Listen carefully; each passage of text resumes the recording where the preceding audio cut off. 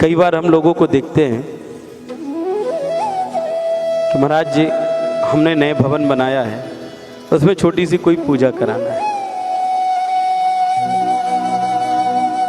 जब हम इतना बड़ा भवन बनाएं तो उसमें छोटी पूजा क्यों? कहने का भाव क्या है, घर पे जब भी हम नया भवन बनाएं तो जो घर बनता है उसका जो अधिष्ठात्र देवता है वो है वास्तु पुरुष। सबसे पहले तो ये जाने कि वास्तु क्यों करते हैं।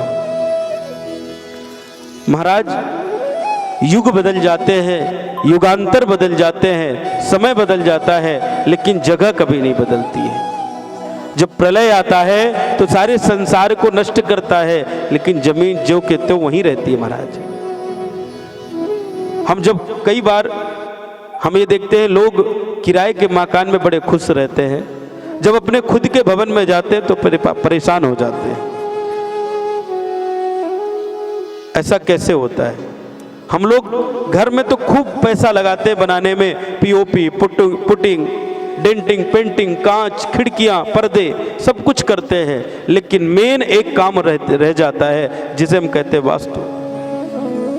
हम बाकी चीजों में कोई कमी नहीं रखते, लेकिन जब पूजा की बारी आती है तो हम ढूंढते कोई सस्ता सा पंडित मिल जाए, सस्ता सा महाराज मिल जाए जो कम में वो पूजन को कर दे।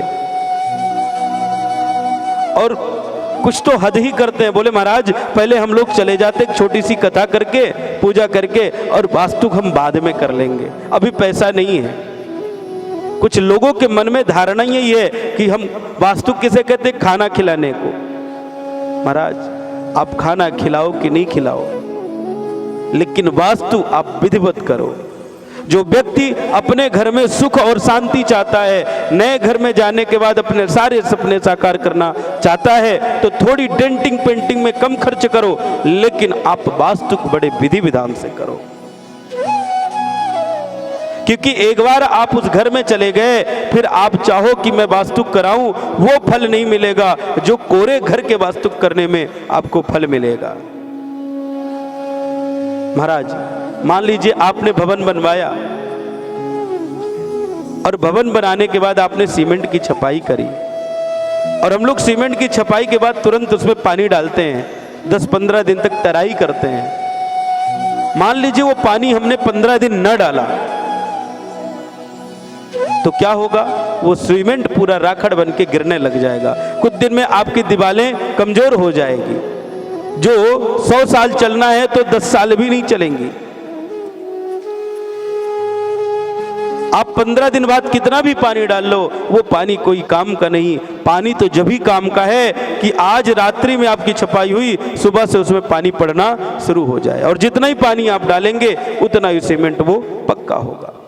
उसी प्रकार महाराज कोरे घर में जो वास्तु कराता है उसका पुण्य अलग है। एक बार आपका किचन जूठा हो गया, एक बार आप घर में प्रवेश कर गए, तो वास्तु का वो फल नहीं मिलेगा जो आपके कोरे घर में वास्तु करने का फल मिलेगा।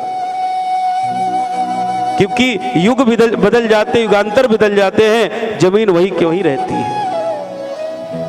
हमें कई बार उस घर में जाने के बाद अच्छे फल नहीं मिलते। हो सकता है इस भूमि के नीचे कभी कोई शमशान रहा हो सकता है इस भूमि के नीचे कभी कोई मंदिर रहा हो।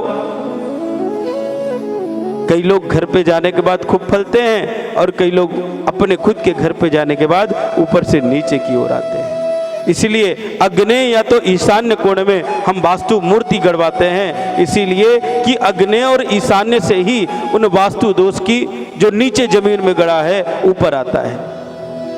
इसलिए व्यक्ति को नूतन घर में ही सही तरीके से वास्तु का विधिवत पूजन कराना चाहिए।